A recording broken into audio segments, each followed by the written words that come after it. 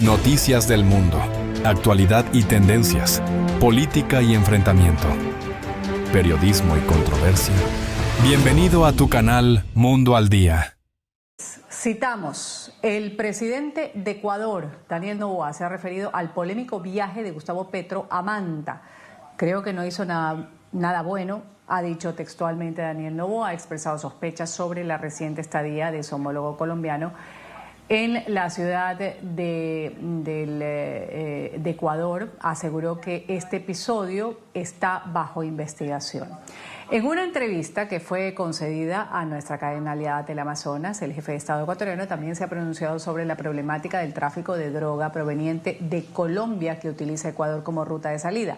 Así también sobre el estado de las relaciones bilaterales. Motivo de la visita de Petro a Manta, la controversia del viaje del presidente Petro a la ciudad de Manta, que comenzó en mayo del 2024, recordemos, luego de que Petro participara en esta toma de posesión de Noboa.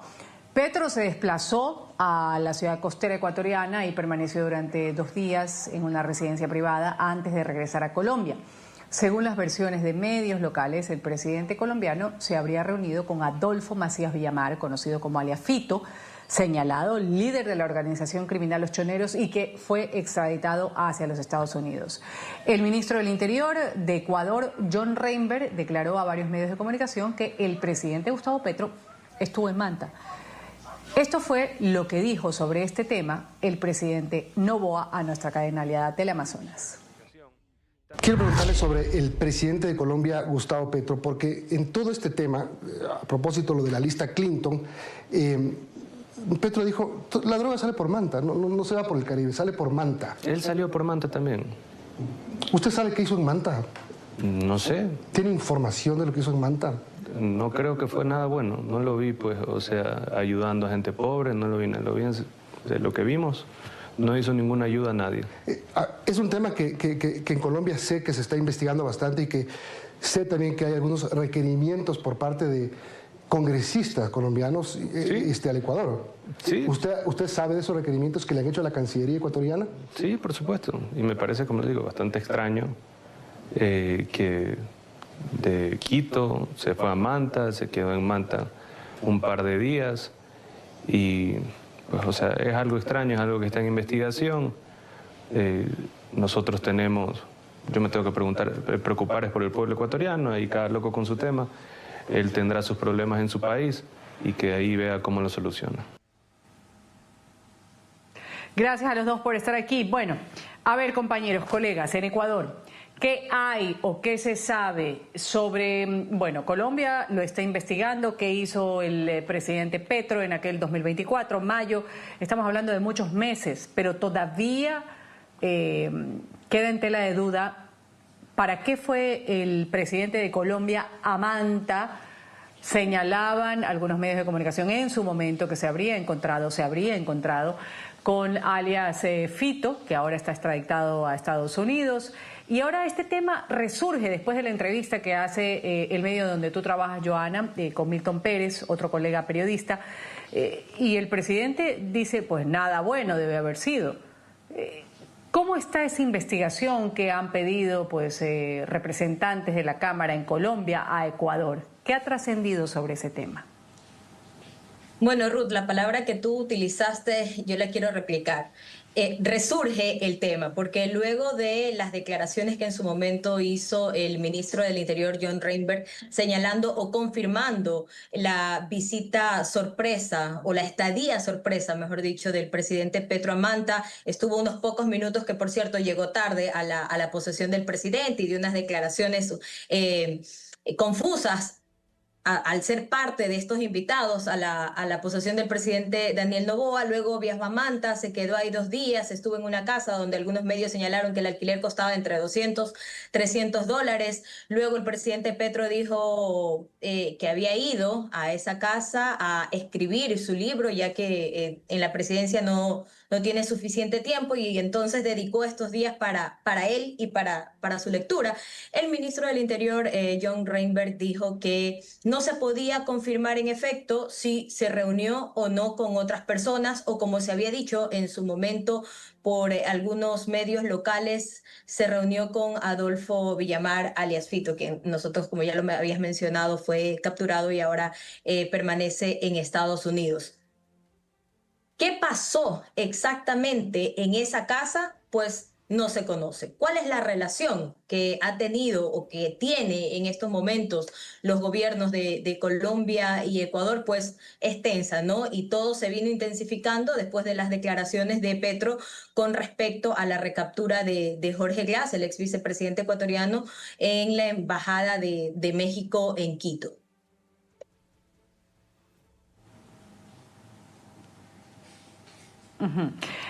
Fabricio, algo que acotar sobre lo que ha dicho el presidente de nuestro país con respecto a una investigación que se lleva a cabo y que ha solicitado también información, Colombia en este caso. No creo que fue nada bueno, dijo Noboa en esta entrevista. Confirma que el mandatario ecuatoriano estuvo en la ciudad de Manta por varios días y fue algo extraño, dice Daniel Noboa. Ojo que este tema tuvo que ver con la presencia de Petro acá en el Ecuador durante la ceremonia de posesión del presidente Daniel Noboa en mayo. Ha pasado junio, julio, agosto, septiembre, octubre, casi noviembre, ¿no? O sea, han pasado 5 meses y medio y créeme que del tema aquí se habla poco o nada. O sea, fue flor de un día, me da la impresión. En los primeros días hay algunas publicaciones de varios medios colegas, pero pare de contar. De hecho, de los resúmenes que se han visto de la entrevista que concedió el presidente Noboa el viernes pasado al colega Milton Pérez de Teleamazonas, hubo cosas muchísimo más trascendentes que este. O sea, realmente el tema de Petro, la visita de Petro acá al Ecuador, su presencia en Manta y toda la serie de historias y de presunciones que se han tejido en torno a este tema no ha generado eco alguno. O sea, el eco acá estuvo, por ejemplo, marcado por el anuncio de Noboa de que ya la isla Baltra no va a ser considerada en Galápagos como un enclave para el establecimiento de una posible base militar extranjera.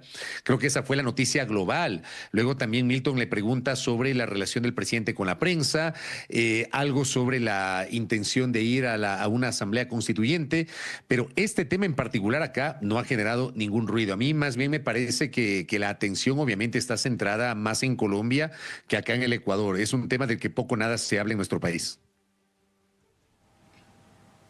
Ciertamente, como tú lo señalas, Fabricio, eso es así. Ya más adelante vamos a tratar también otros temas que puso en la agenda de esta entrevista de Teleamazonas, lo de la consulta popular, el referéndum sobre las bases militares, los estadounidenses, también sobre la licencia que dice, pues Noboa no va a pedir a largo plazo una licencia, sino esporádicamente porque ya tiene una agenda concebida con anterioridad, antes de lo que sea la consulta popular a la que vamos a ir en 15 días aproximadamente los ecuatorianos nuevamente a las urnas. Pero sí, Fabricio, lo apuntas bien. En Colombia esto tuvo pues un realce en los medios de comunicación, porque claro, es el mandatario de un país, Joana, el mandatario de un país, Ecuador, donde estuvo el presidente desaparecido por muchas horas. Pero preguntarte también, ¿cuánta responsabilidad tiene aquí? Por ejemplo, el hecho de que haya salido en su momento, como tú bien lo dices, yo estaba confundida, año 2024, 2025, bien la precisión que me hizo Fabricio, la toma de posesión en mayo de Daniel Noboa. Las declaraciones que hizo en su momento John Reinberg, ironizando también un poco, ¿cuánta información puede tener el gobierno de Ecuador sobre los pasos que da, además, un presidente invitado, Ecuador como país anfitrión, a una toma de posesión? Pero claro, ya él se sale del protocolo, el presidente de Colombia, y se va a una zona costera a escribir un libro. Pero ¿cómo quedan las declaraciones que dio en su momento la autoridad ecuatoriana en boca del ministro Reinberg?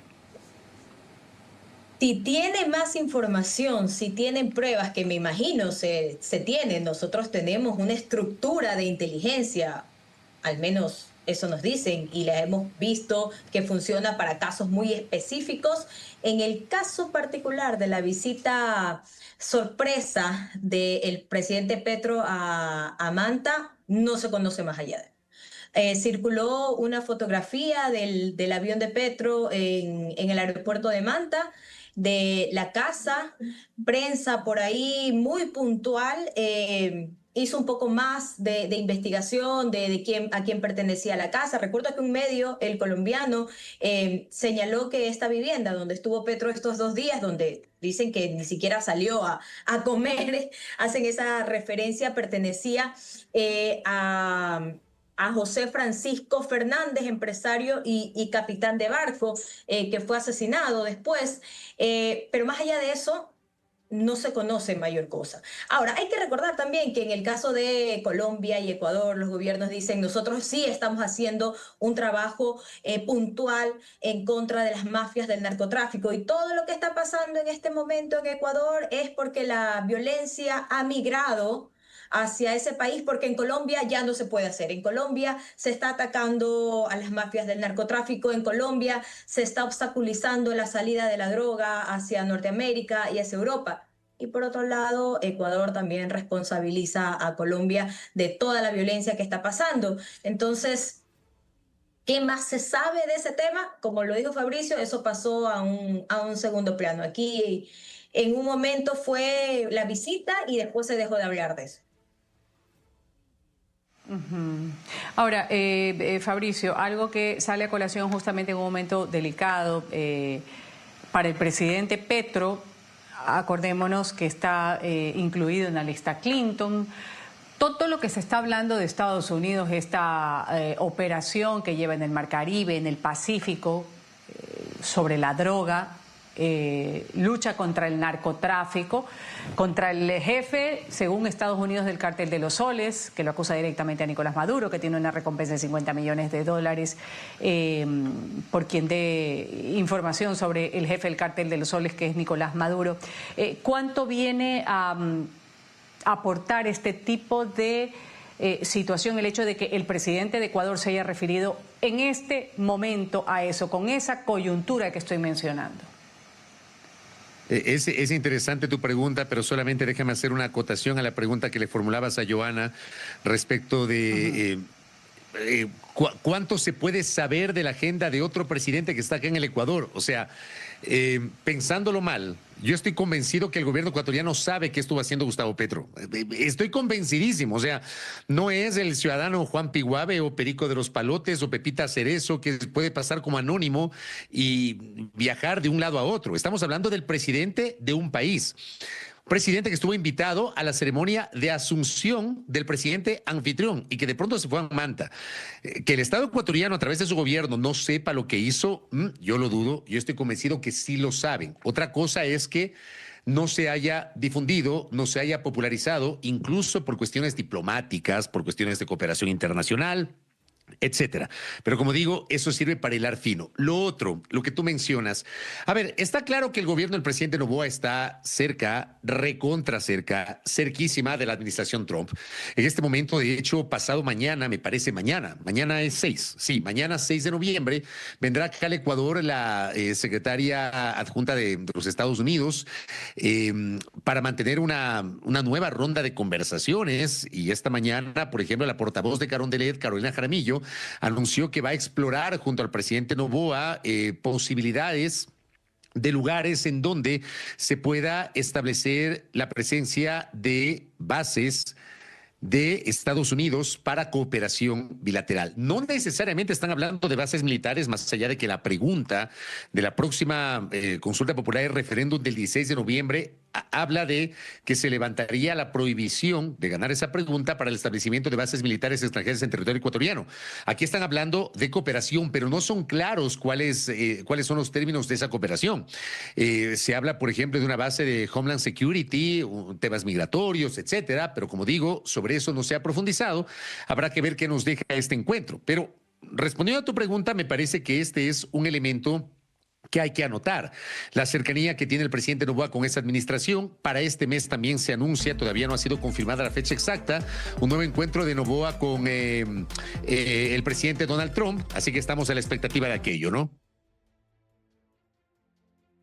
Claro, eso también lo dijo en entrevista, que posiblemente iba a tener un encuentro con el presidente de los Estados Unidos. Vamos aquí a una pequeña pausa comercial, volvemos enseguida con Club de Prensa Ecuador. A propósito también vamos a comentar lo que ha dicho en un comunicado, esto lo ha expresado la Cancillería ecuatoriana. Ha hecho público este comunicado refiriéndose a las recientes declaraciones que dio Nicolás Maduro, en las que se refirió al narcotráfico y a la presencia militar estadounidense en la región en medio de esta tensión con la administración de Trump. Maduro, a quien el gobierno de Noboa no reconoce como presidente de Venezuela, afirmó que toda la droga que se produce en Colombia, en Perú y parte en Bolivia sale por Ecuador, muy alineado con lo que dice en ocasiones Petro, en barcos y en empresas del presidente, dice Maduro. Se robó las elecciones, también le ha dicho Maduro a Daniel Noboa. Bueno, este comunicado dice: el gobierno de Ecuador rechaza las faltas declaraciones del autócrata e ilegítimo gobernante venezolano Nicolás Maduro, quien ha acusado al país de ser ruta del narcotráfico hacia el exterior. La Cancillería ecuatoriana ha hecho pública esta carta, esta declaratoria. Para el Ecuador, también resalta este comunicado, resulta inaceptable que el gobernante dictatorial, huérfano de toda legitimidad democrática, vinculado al cártel de los soles, pretenda desacreditar los esfuerzos de un país comprometido con la seguridad regional. Volvemos luego del corte. Seguimos en Club de Prensa Ecuador. Ecuador inicia la campaña por la consulta popular por el referéndum 2025. El CNE ha fijado 13 días de campaña para lo que será esta nueva votación en el año 2025. Vamos a revisar las preguntas. Ecuador ya tuvo una base militar en Manta y era operada por Estados Unidos entre 1999 y 2009. Washington utilizó la base aérea en el puerto de Manta, actualmente uno de los focos del narcotráfico. Esta es la pregunta que se plantea. Justamente dice: ¿está usted de acuerdo con que se elimine la prohibición de establecer bases militares extranjeras o instalaciones extranjeras con propósitos militares y de ceder bases militares nacionales a fuerzas armadas o de seguridad extranjeras, reformando parcialmente la Constitución de conformidad con el anexo de la pregunta? Esto dijo Noboa en la entrevista que dio a Teleamazonas sobre las bases militares extranjeras. ¿Qué le vamos a regalar a los gringos espacio?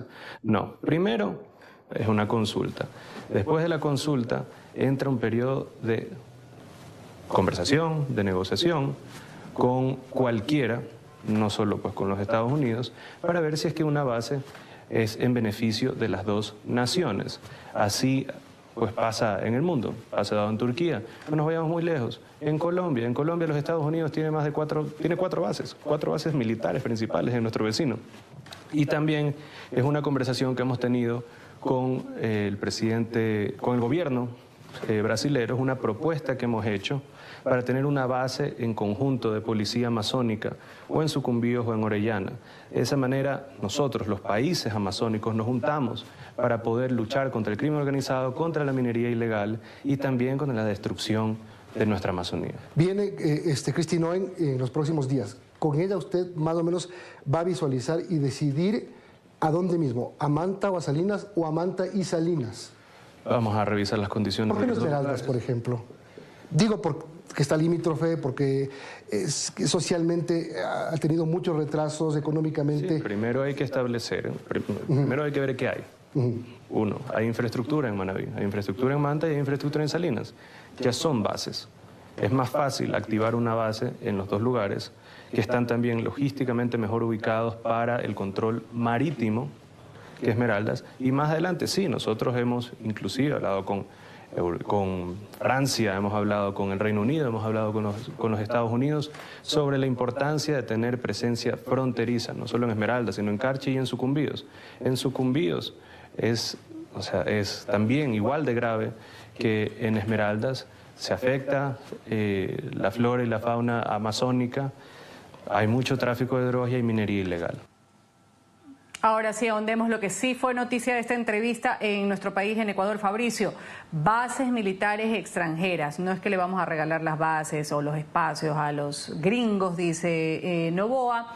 Mañana se espera la visita de la secretaria de Seguridad de los Estados Unidos. ¿Cómo está la recepción ciudadana con respecto a esta pregunta que se plantea? A mí me da la impresión de que el globo de ensayo inicial que lanzó el presidente de la República mencionando a la isla Baltra en el archipiélago de Galápagos generó una conversación altamente negativa, al punto que el presidente el viernes tuvo que recular. Sobre el tema de Baltra ya lo mencionó, y ojo, el presidente Noboa no es que todo el tiempo sale a entrevistas, pero las últimas 2 semanas el mandatario ha estado en varios medios de comunicación. Primero estuvo en Radio Exa de acá de Quito, después en CNN con Fernando del Rincón, después con Radio Centro Digital de Guayaquil y finalmente con Teleamazonas. En 2 semanas ha tenido 4 entrevistas. Entonces, en las primeras 3 entrevistas el presidente ya habló de la isla Baltra. Y a partir de aquello se generó toda una conversación negativa, incluso por parte de gente que maneja los temas de seguridad y de gente que empezó a investigar algunos datos históricos, refiriendo el paso de militares estadounidenses en la década de los 40, en el siglo pasado, en la isla de Baltra, justamente en el archipiélago de Galápagos. Y me parece a mí que por esta postura más conservacionista y de defensa a las Islas Galápagos, esta conversación se tornó en negativa al punto de que el presidente de la República el viernes pasado tuvo que recular y ya no habla de Baltra, habla de Manta, habla de Salinas, ha mencionado, por ejemplo, también la parte amazónica para señalar, hey, ojo, no son solamente los estadounidenses, también tenemos a los brasileños que querrían poner o tener presencia militar en la zona del oriente ecuatoriano. Pero al final, digamos, son anuncios que se dan en el contexto de ciertas expectativas. Todavía no conocemos en el Ecuador la instrumentación de posibles acuerdos. Y ojo también, que primero el presidente tiene que ganar el referéndum constitucional, cuya primera pregunta es la posibilidad de levantar la prohibición para el establecimiento de bases militares extranjeras en territorio ecuatoriano. Ojo, la pregunta es general. No habla solo de Estados Unidos, no habla solo de Brasil, no habla de España, no habla de Alemania, no habla de Francia, habla de modo general. Y esto también ha levantado algunas alertas por parte de quienes, en cambio, asumen que mañana pasado podemos tener un gobierno con una orientación político-ideológica distinta y capaz que en lugar de Estados Unidos se fomenta una base rusa o una base norcoreana o una base cubana. Estoy exagerando, pero eso también se habla y está ahí en el debate y la discusión acá en el Ecuador, Rudy, amigos. Claro. Ahora, Joana, ¿qué argumentar a esto que ya ha puesto sobre la mesa Fabricio? Y también comentar sobre esta policía amazónica con Brasil que mencionaba el presidente Noboa. Ahí, Ruth, quisiera precisar algunas cosas. El tema de la campaña que hace el gobierno, el discurso que tiene el gobierno se va cambiando, va modificando. Es una estrategia interesante y a la vez arriesgada. ¿Por qué interesante? Porque ha tratado de disminuir a su nivel máximo la discusión, tratando de que todos hablen de lo que vamos a hacer el próximo 16 de noviembre. Faltan exactamente 11 días para que los ecuatorianos otra vez vayamos a las urnas, para que todos manejemos el tema. Lo que pasa es que nos da poco a poco más información. Al principio fue que decía, ¿no? Y que hasta incluso culpó a los medios. Nos mandó a leer bien la pregunta de en este caso del referéndum, que es la primera, de si estamos o no de acuerdo en la instalación de bases, que decía no son militares. Por supuesto que son militares. ¿Y dónde nos estamos inventando los medios? La pregunta del referéndum dice si los ecuatorianos estamos o no de acuerdo con que se elimine la prohibición de establecer bases militares extranjeras. Y si no nos queda claro, o instalaciones extranjeras con propósitos militares. Lo dice la propia pregunta en las papeletas que ya se están imprimiendo, por cierto, y dijo al principio que eran en Baltra, después ya no eran en Baltra, ahora es en Manta, en Salinas. Una justificación, por supuesto. Hay infraestructura para hacerlo. ¿Qué más? La violencia que se ha instalado en estas 2 ciudades de la costa ecuatoriana, tanto de la provincia de Manabí como de la provincia de Santa Elena, ha ido aumentando. La presencia del narcotráfico es cada vez mayor. Pero más allá de los controles y de los operativos, que aquí todos los días podemos sacar noticia de eso, ¿qué se está haciendo? ¿Qué se está haciendo para después de la intervención, como hace poco en este feriado se atacó nuevamente a la minería ilegal en el sur de la provincia de Azuay? ¿Qué se hace después para recuperar ese espacio que ha sido tomado durante años por las mafias de la minería ilegal? Eso no nos terminan de aclarar. Está con esta pregunta del referéndum, es verdad lo que dijo Fabricio, lo hemos visto al presidente, como no ha pasado en estos últimos días, dando entrevistas a diferentes medios. Incluso hoy ya la vocera presidencial retomó sus vocerías, algo que se había suspendido hace 2 semanas. Ya exactamente en 28 minutos, en teoría, llega a territorio ecuatoriano la secretaria de Estados Unidos, Christine Noem. Su primera actividad, recorrer la instalación militar de Manta, reunirse con el presidente y con los ministros del bloque de seguridad. Mañana la misma agenda, pero en Salinas. No se conoce si se instalarán 2 bases, dice el presidente, no militares, en Manta y en Salinas, o solamente una. Pues eso, como ha dicho también el presidente, lo conoceremos una vez que los ecuatorianos decidan si vamos o no, si aceptamos o no la instalación de las bases. Vamos ahora sí a pasar segunda y tercera pregunta para avanzar un poco. Sobre fondos a partidos políticos, mencionamos la pregunta planteada. ¿Está usted de acuerdo con que se elimine la obligación del Estado de asignar recursos del presupuesto general del Estado a las organizaciones políticas, reformando parcialmente la Constitución de conformidad con el anexo? Y ahí pues esto es lo que algunas personas pues tienen que leer bien de la pregunta. Ahí ponen el anexo de la pregunta. ¿Cuál es la pregunta número 3 de la consulta popular? Los votantes están de acuerdo con reducir el número de asambleístas. ¿Está usted de acuerdo con reducir número de asambleístas y que se los elija de acuerdo con los siguientes criterios? 10 asambleístas nacionales, un asambleísta elegido por cada provincia, un asambleísta provincial adicional por cada 400.000 habitantes, de acuerdo al último censo nacional. Fabricio, de imponerse el sí en esta pregunta, la reducción del número de asambleístas sería drástica para el siguiente periodo legislativo, pasando de los actuales 151 a apenas 73, es decir, menos de la mitad. También preguntarte por la receptividad que tiene el pueblo ecuatoriano con respecto a esta pregunta de lo de los asambleístas, asambleas que han desgastado su credibilidad en los últimos tiempos. Yo no tengo dudas que las preguntas 2 y 3 son las preguntas de mayor aceptación, porque son preguntas que significan un golpe directo al sistema de partidos políticos y a los políticos. O sea, el Ecuador, los políticos no son bien vistos, el político tradicional no es bien visto.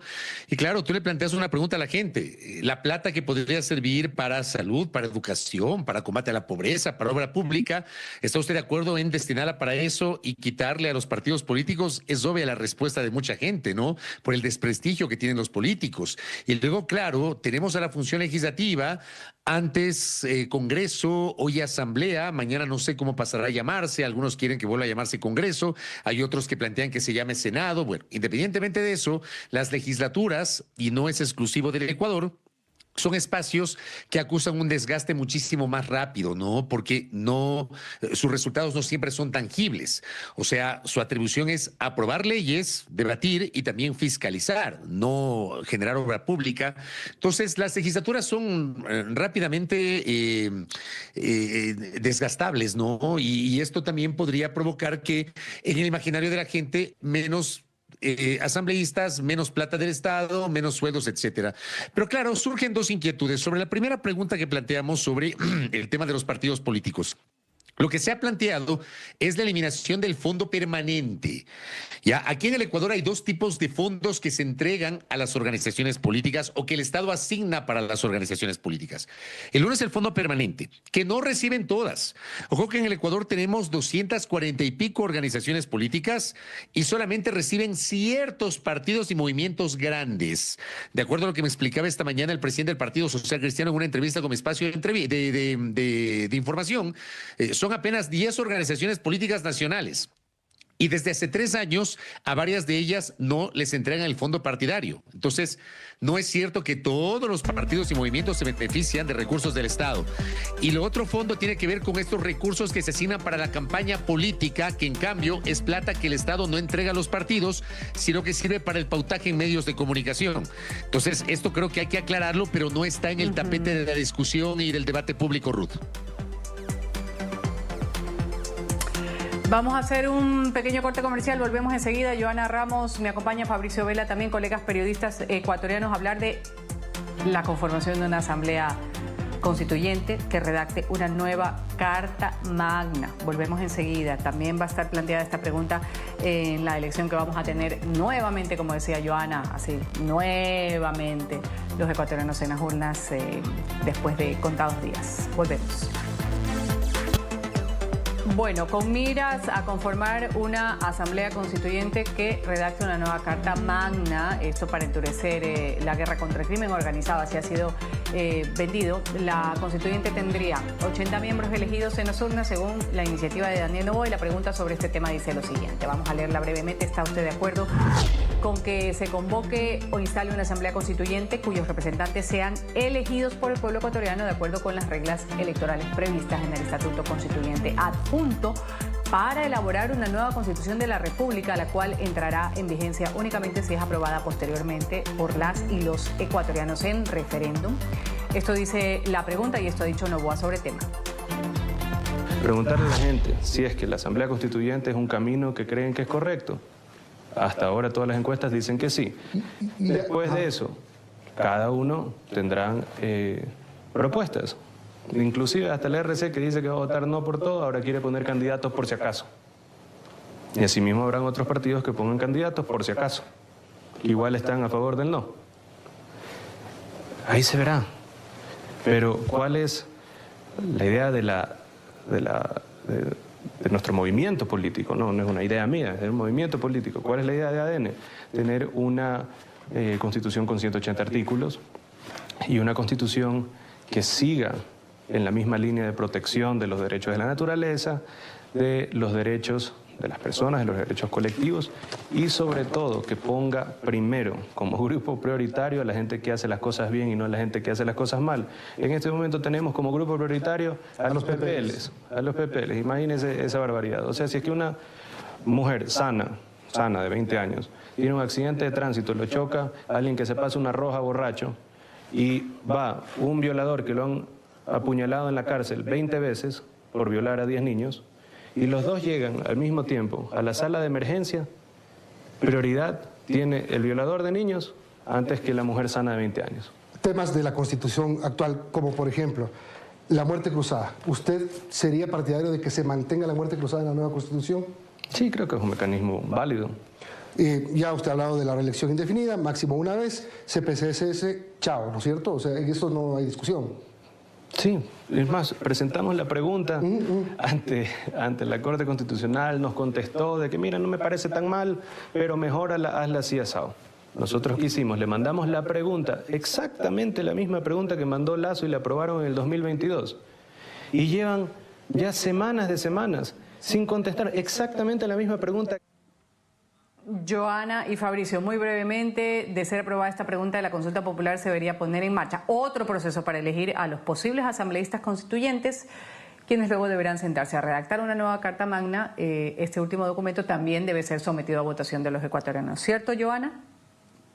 Correcto, es decir, otra vez nos toca ir a las urnas para elegir a los asambleístas constituyentes y luego otra vez ir a las urnas para decidir si aceptamos o no esta nueva constitución, que es la número que también promete refundar el país, pero ahora de una forma, como dice el gobierno, más eficaz y más sencilla, porque quiere pasar de 444 artículos a 180. Brevemente, dos datos erróneos o falsos en estas declaraciones del presidente. No todas las encuestas le dan una victoria al referéndum y a la consulta popular.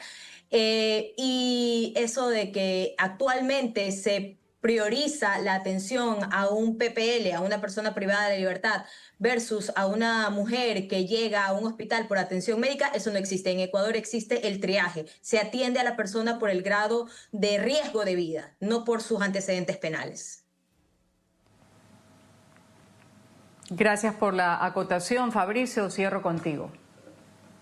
Esto que acaba de decir Joana es absolutamente fundamental y mira que la campaña oficial comenzó el pasado sábado y la narrativa que se está montando en el Ecuador es que supuestamente un violador, un asesino que llega herido a una sala de emergencia tiene más derechos que una mujer embarazada que está a punto de dar a luz, lo cual no es verdad. Pero en esa discusión estamos, ¿no? Hasta el momento debo decirles que no existe un proyecto de nueva constitución. Se han presentado, se han esbozado apenas ideas. El presidente lo ha hecho, pero no tenemos ese texto y por ende no tenemos claridad sobre lo que se quiere hacer en el evento de que el presidente Noboa logre el sí en la consulta popular y después de más o menos unos 3 a 4 meses tengamos que volver a las urnas para elegir la integración de la futura Asamblea Constituyente, que por cierto tendrá una duración de entre 6 a 8 meses. O sea, prácticamente este tema de la Constituyente nos va a tomar todo el año 2026.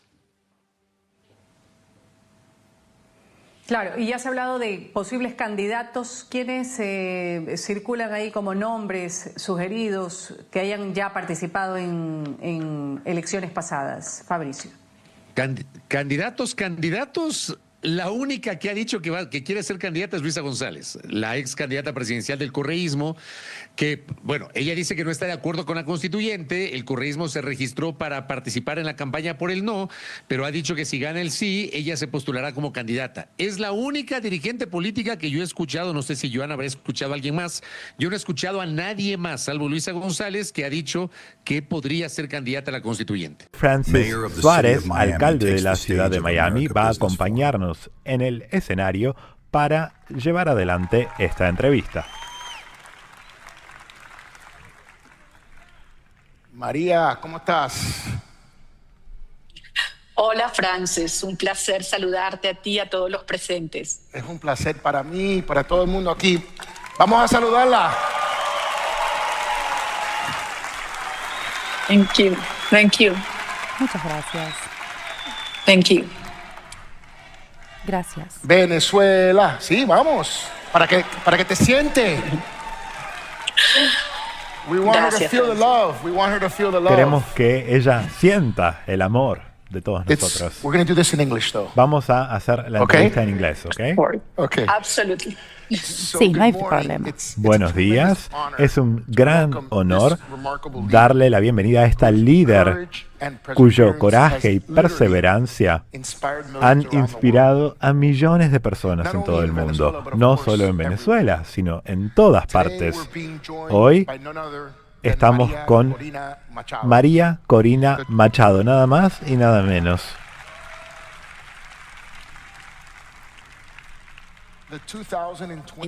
La ganadora en 2025 del Premio Nobel de la Paz, símbolo de la integridad, la convicción y la búsqueda incansable de la libertad. María, ¿qué significa para usted haber ganado el Premio Nobel de la Paz? Estoy muy agradecida por esta oportunidad, Francis, de charlar contigo y de estar ahí con todos ustedes, hablando con todos los presentes en el American Business Forum en Miami y con todos los que están presentes en el público, empresarios, líderes en todo el continente americano y pioneros de esta nueva era que inicia para el continente. Les quiero decir que el Premio Nobel de la Paz no solo fue un enorme honor para mí, sino un reconocimiento al coraje, a la voluntad del pueblo venezolano. Una nación que se unió para hacer frente al peor régimen criminal y también un reconocimiento de los valores, de la dignidad, de la familia, el trabajo, la justicia, la libertad y la necesidad de devolver a nuestros hijos, a nuestro país y de volver a reunir a nuestras familias. Y también este es un premio para todos ustedes, todos aquellos que han confiado en Venezuela y que han acompañado a nuestra causa. Es para todos los ciudadanos de todo el mundo que nos han apoyado y que han apoyado nuestro deseo de libertad. En este momento quiero decir a todos los líderes de todo el mundo y bajo el liderazgo del presidente Trump que entienden que esta es una causa universal. Esta también es una causa para garantizar la seguridad de nuestro hemisferio. Por eso les digo que este es un momento único que ha unido a nuestros países y que nos da impulso para dar esos últimos pasos hacia la libertad, que también van a significar la libertad de Cuba y de Nicaragua.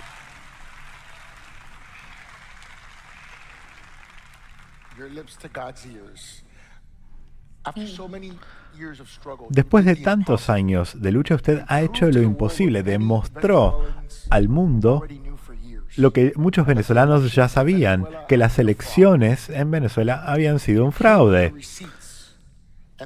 Trajo los recibos y ya no quedan dudas de que los venezolanos son rehenes del régimen de Maduro. Y me gustaría hablar de algunos acontecimientos que están sucediendo en este momento. El presidente Trump ha designado los cárteles de droga como organizaciones terroristas transnacionales.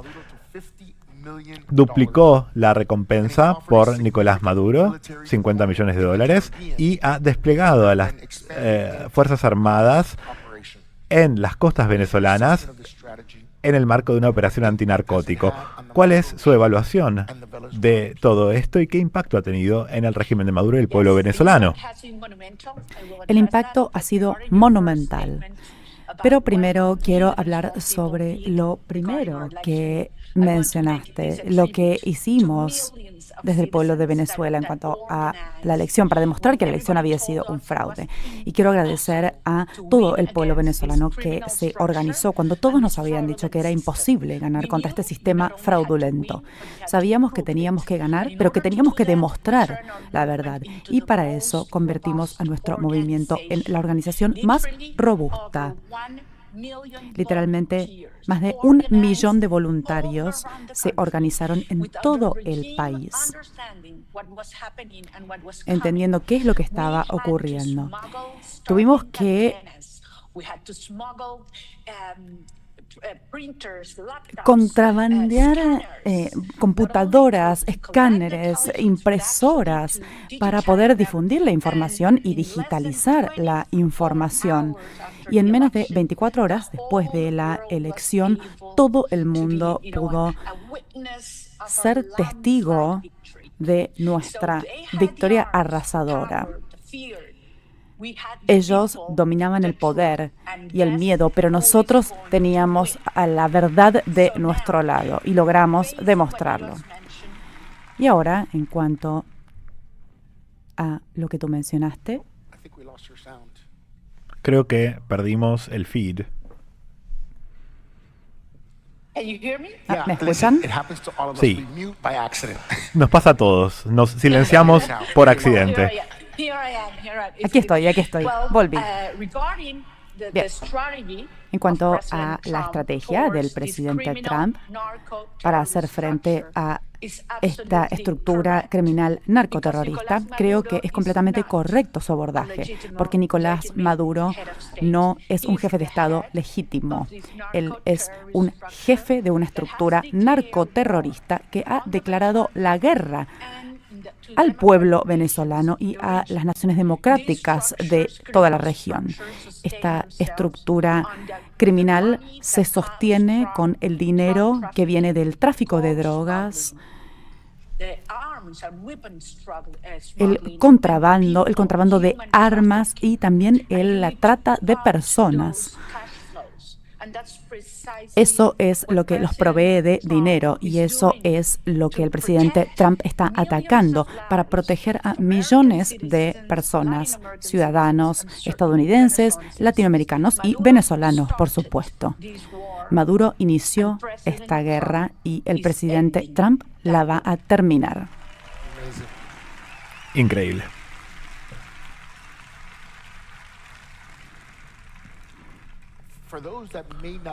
Para quienes no lo sepan, ¿podría explicar la gravedad de la incursión de China, Rusia e Irán en Venezuela?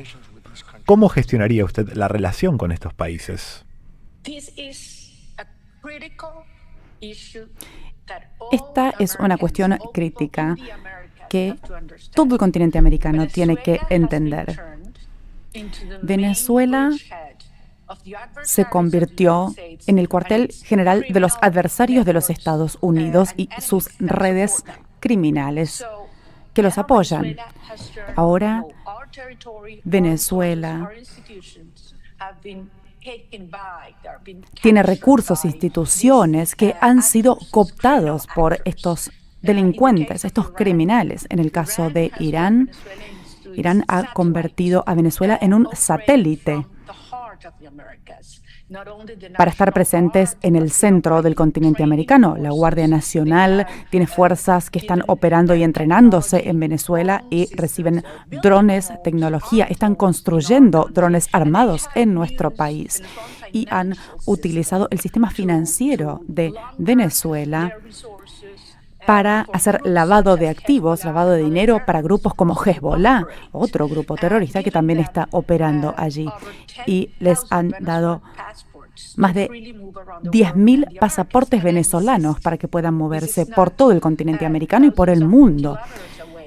Insisto, esto no está ocurriendo a miles de kilómetros de Florida, sino a 3 horas de avión. En el caso de Rusia, les ha dado armas a Venezuela, ha dado inteligencia, espionaje y tecnología. Actualmente hay agentes rusos que están operando en nuestro país y, finalmente, en el caso de China, no sé si ustedes lo sabían, pero Venezuela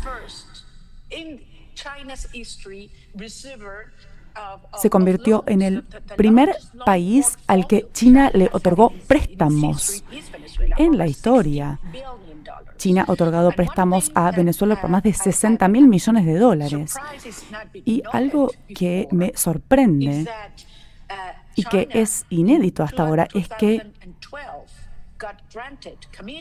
China recibió permiso del presidente Hugo Chávez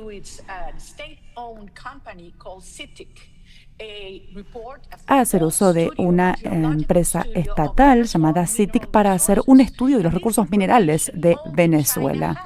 Esta es información que tiene China sobre los recursos de oro, minerales, tierras raras, minerales críticos de Venezuela. Toda esta información actualmente es propiedad de China. Tenemos que entender que Irán, Rusia y China tienen operaciones en Venezuela. Están haciendo en Venezuela operativos de inteligencia a solo 3 horas de donde ustedes están ahora. Y el operativo de Trump va a desmantelar estas operaciones criminales y va a convertir en Venezuela al aliado más fuerte de los Estados Unidos y de las democracias occidentales de toda la región. Fantástico. Volviendo a las elecciones, un momento. ¿Qué es lo que usted haría si Maduro la llamara ahora, después de esta entrevista, y dijera que está dispuesto a reconocer los resultados de la elección y organizar la transferencia de poder? ¿Cuál sería su prioridad número 1 en la primera semana de su gobierno? Bueno, Francis, como sabes, nosotros le ofrecimos a Nicolás Maduro desde el primer día, desde nuestra victoria arrolladora, la posibilidad de negociar una transición, la cual él rechazó repetidas veces. tras lo cual el país desató la peor represión de la historia de Venezuela, reprimiendo y haciendo desaparecer y torturando a decenas de ciudadanos venezolanos. Han marcado casas de personas simplemente por haber defendido nuestros votos. Actualmente hay más de 170 presos políticos. Muchos de ellos son mis colegas, mis amigos, mis compatriotas. Este es un momento en el que Maduro tiene que entender que se le está acabando el tiempo. Y si acepta una transición, esto se va a poder hacer de manera pacífica, pero va a haber que hacerla independientemente de lo que Maduro haga. En las primeras 100 horas tenemos que tomar el control, tenemos que asegurar nuestra propia protección, asegurar la protección de las fronteras y, por supuesto, liberar a todos los presos políticos. Los primeros 100 días de nuestro gobierno serían días en los cuales centraríamos todos nuestros esfuerzos a atender a nuestra gente, a la gente que colaboró con nosotros y a todo el pueblo venezolano para darles combustible, seguridad, medicamentos y desde el punto de vista económico también tenemos que poner en orden la economía de Venezuela. Venezuela está en caos y necesita orden en todas las dimensiones, pero en especial en el plano económico. Y todo va a ser público porque la transparencia es la esencia de la confianza. Y quiero transmitirles este mensaje a todos ustedes que están ahí presentes, emprendedores, visionarios, para que escuchen el mensaje de Venezuela. Venezuela va a volver. Vamos a convertir a Venezuela en el polo energético de el continente americano. Venezuela va a dejar de ser el estado criminal que es para convertirse en la nueva frontera de innovación y riqueza. Y los invitamos a todos ustedes a que formen parte de esto. Espero que esté escuchando cómo aplaude el público. No los escucho, pero me los puedo imaginar perfectamente. Imagíneselos, por favor. ¿Cuál sería el impacto que tendría la transición a la democracia para Venezuela? El impacto dentro y fuera del país. Para Estados Unidos, por un lado, y para toda la región. El impacto va a ser completamente transformador, Francis. Esta transición hacia la democracia va a ser el mayor legado que vamos a dejar para las próximas generaciones. Y voy a mencionar 5 dimensiones, solamente porque hay muchas más, pero primero para nuestra gente, nuestro pueblo. Venezuela ha sufrido. Nuestros hijos solamente asisten a la escuela 2 veces por semana. En nuestro pueblo, el 80% de la población vive bajo la línea de pobreza. Y estoy hablando del país que tiene la reserva de petróleo más grande del mundo. Eso es lo que estamos sufriendo actualmente. Nosotros vamos a convertir el miedo en esperanza. Vamos a ayudar a las familias a reencontrarse. Vamos a convertir la pobreza en oportunidades para todos. Para la región y para los Estados Unidos, vamos a ser un escudo de seguridad en el centro del continente americano. Vamos a desmantelar los cárteles de drogas, los cárteles criminales, las organizaciones terroristas transnacionales. Vamos a expulsar a esos agentes que han utilizado a nuestro país para convertirlo en una amenaza a la seguridad de la región. Y ciertamente vamos a forjar alianzas para garantizar la seguridad de todo el hemisferio a largo plazo. En tercer lugar, y algo que me entusiasma mucho, vamos a abrir las puertas de Venezuela para recibir inversiones futuras. Estoy hablando de una oportunidad de 1,7 billones de dólares, no solo en hidrocarburos, que representa una oportunidad enorme, sino también en las demás esferas. Vamos a abrir las puertas a todo tipo de empresas de minería, infraestructura, energía. Actualmente tenemos una oportunidad de 17 gigawatts de energía, que es potencial que hay que aprovechar. Por supuesto, para ponerlo en servicio de la tecnología, de la inteligencia artificial. También vamos a abrir nuestras puertas como destino turístico. Venezuela tiene muchísimos kilómetros de costa caribeña que está lista para recibir todos los desarrollos que pueda recibir. Así que vamos a abrir las puertas de nuestro país, vamos a garantizar la seguridad para las inversiones y vamos a implementar un enorme programa de privatización para la región. Esto va a traer más estabilidad y democracia. Y sepan esto, la causa venezolana también es la causa cubana y la causa nicaragüense.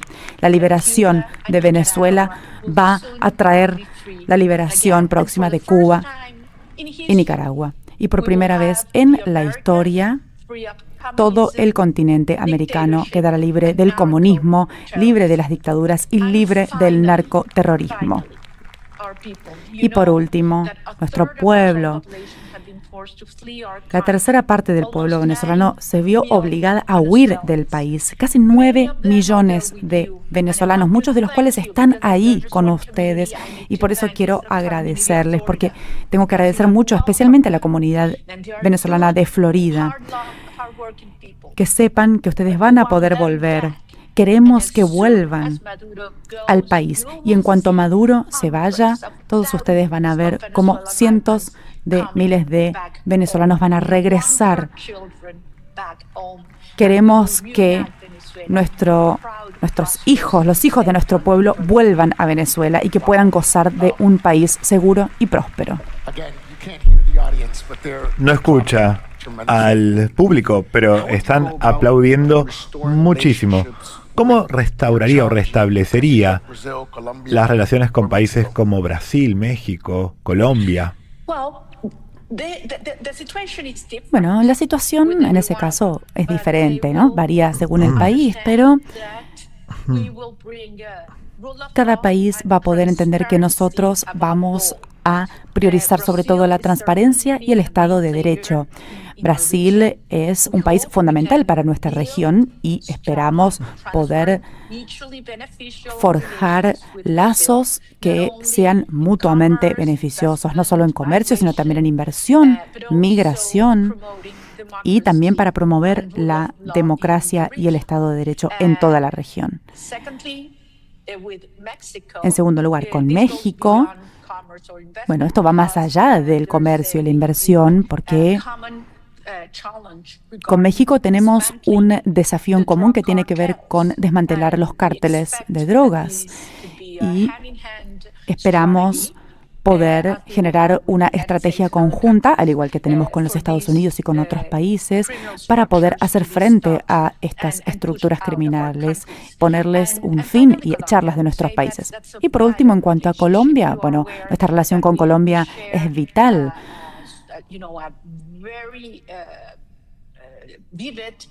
Venezuela y Colombia comparten frontera, una frontera que se ha convertido en una zona en la cual los delincuentes pueden trabajar libremente y la única manera de desmantelar este corredor de drogas que pasa por Venezuela, Colombia, hacia los Estados Unidos y el resto del Caribe es a través de una alianza. Maduro hasta ahora ha sido parte del negocio de las guerrillas colombianas y los cárteles de drogas colombianas, así que esperamos poder trabajar seriamente con Colombia para poder desmantelar estas organizaciones y controlar los territorios que actualmente ocupan. Pero tengo que decir que Colombia también ha recibido a muchos exiliados venezolanos. Los han recibido, les han dado un hogar, los han protegido y los han integrado a su comunidad y a su economía. Y por eso estoy agradecida. agradezco lo que ha hecho la sociedad colombiana. Y esto nos ha unido aún más como países. Colombia nunca tendrá paz hasta que Venezuela sea libre. Nuestros destinos tienen un camino compartido. Siempre vamos a estar unidos y por eso siempre en Venezuela vamos a tener los brazos abiertos para recibir a los exiliados venezolanos que actualmente están en Colombia, y eso va a ocurrir pronto, Francis, te lo aseguro. Wow. Bueno, hablamos sobre la primera semana, cuando usted asumiría el poder. ¿Cómo serían ahora los primeros 5 años de su gobierno? Bueno, voy a estar junto a mi familia en un país libre. Y déjame decirte esto, Venezuela será la envidia de todo el mundo. Nos van a mirar y no van a poder creer cómo hicimos para convertirnos en un país tan próspero, en un faro de esperanza, de prosperidad y de seguridad. Sé que muchas personas temían que la destrucción de nuestras instituciones y nuestra infraestructura, de nuestras familias, de nuestras almas, hubiese sido irreversible. Pero créanme que lo que ha ocurrido nos ha unido como pueblo. Hemos logrado dividir aquellas barreras que nos dividían en términos ideológicos y sociales, y el país está unido en torno a los valores de la dignidad humana, la justicia, la responsabilidad, la solidaridad, la libertad y el amor. Y esta necesidad de recuperar a nuestros hijos, de que regresen a casa. Venezuela se va a convertir en un país próspero que será un ejemplo vivo de lo que pueden lograr los ciudadanos cuando se unen y trabajan juntos para lograr una nación libre que también va a poder recibir a ciudadanos de todo el mundo que quieran venir a Venezuela a invertir y a hacer realidad sus sueños en nuestra tierra de prosperidad.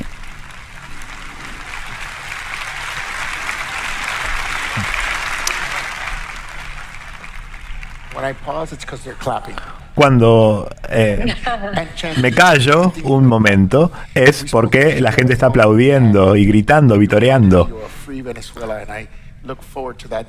Usted me invitó al día de Venezuela libre algún día cuando usted asuma la presidencia, y por supuesto que voy a estar ahí. Usted le está hablando al mundo, a la comunidad de Miami, a la comunidad de Florida, a la comunidad estadounidense. Hoy vamos a recibir al presidente de los Estados Unidos, mañana vamos a recibir al presidente de la Argentina, el señor Milei. ¿Cuál es su mensaje para el pueblo de Miami, el pueblo de Florida, que el pueblo venezolano en Florida, que lo único que quiere es poder volver a su país destruido por este régimen? Bueno, Francis, si hay una comunidad del mundo con la cual yo estoy agradecida, es la comunidad de Florida. Ustedes han recibido a miles de ciudadanos venezolanos, trabajadores. Ustedes han abierto sus escuelas, sus negocios, sus corazones.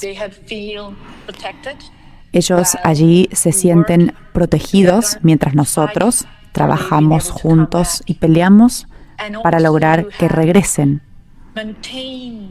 Y ustedes también han mantenido encendida la esperanza para que el mundo entienda que la libertad es una causa universal, y para que se entienda qué es lo que significa liberar a Venezuela en el contexto de América Latina y del continente americano en su conjunto.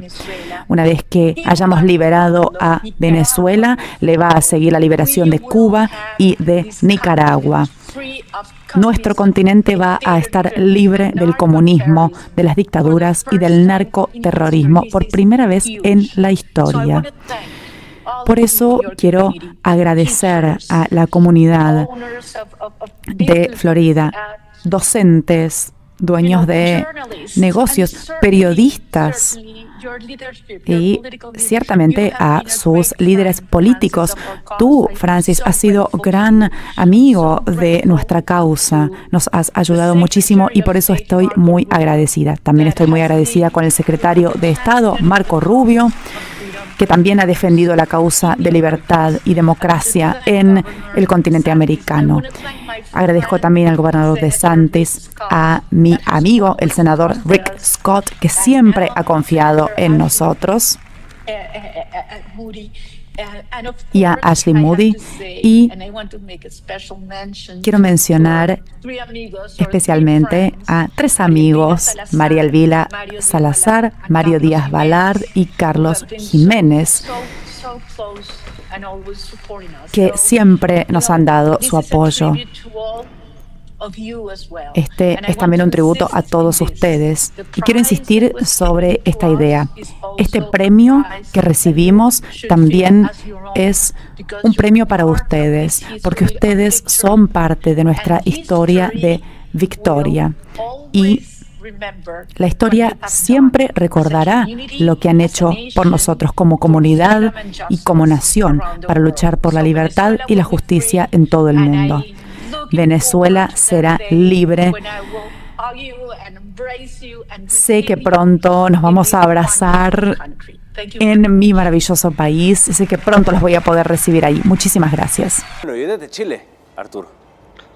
Hoy día desde Chile, por supuesto, desde Santiago y desde Pirque. Ahí lo veo con las banderas listas atrás y, por supuesto, ya listo, obviamente, para empezar esta entrevista. Arturo, quiero iniciar, de hecho, planteando el tema que estaba hablando con los salvadoreños que nos están viendo, bueno, con nuestra audiencia que nos está viendo, porque también nos ven desde diferentes partes del mundo. El tema de la seguridad, pero desde el punto de vista de la educación. Hemos visto cómo la educación se ha venido transformando, hemos visto cómo la educación, hay inversiones obviamente históricas que se han dado, hemos visto cómo ya no existe esa rivalidad de pandilla dentro de las escuelas, hemos visto cómo ya maestros incluso que también estaban ahí ligados a algunos permisos o de pronto, sí, permisos de algunas actitudes pandilleriles dentro de las escuelas. Ahora vemos que esto ha quedado en el pasado. ¿Cómo ve esa transformación, digamos, en la educación en El Salvador desde el punto de vista de la seguridad que vive el país? Bueno, en primer lugar tenemos que tener muy claro de que si nuestros niños y nuestros jóvenes pueden ir con la garantía de que van a ir a aprender, que van a ir, ¿cierto?, a desarrollarse como corresponde, la cantidad de horas que tienen que estar en los establecimientos educacionales, eso es un gran desafío en realidad, de que ellos realicen sus actividades con seguridad y con protección. Y que en realidad lo que pasaba anteriormente con todos estos grupos pandilleriles que se habían tomado también los recintos escolares, que se habían tomado la educación media o el bachiller, como se llama, ¿cierto? Y también las universidades ahora está libre en realidad de de este flagelo que es la delincuencia, el crimen organizado, las pandillas, ¿cierto?, las maras, y que en realidad no sé, tanto problema causaron.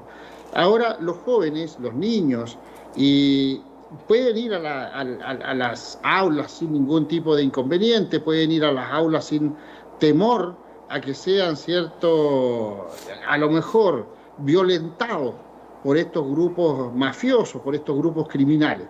Estamos viendo un desarrollo interesante en lo que son todas las materias escolares, que es también muy importante, y también el que los profesores, que los maestros estén siguiendo este mismo camino para que nuestros niños puedan ir a estudiar con seguridad. Los padres también juegan un rol importante en esta situación, pero todo lo que viene consigo, lo que se está haciendo, por ejemplo, la uniformidad de los niños, incluido el corte de pelo, incluido, ¿cierto?, las prendas de vestir, el calzado, todo eso nos va dando una indicación de que las cosas tienen que ir en orden y en armonía.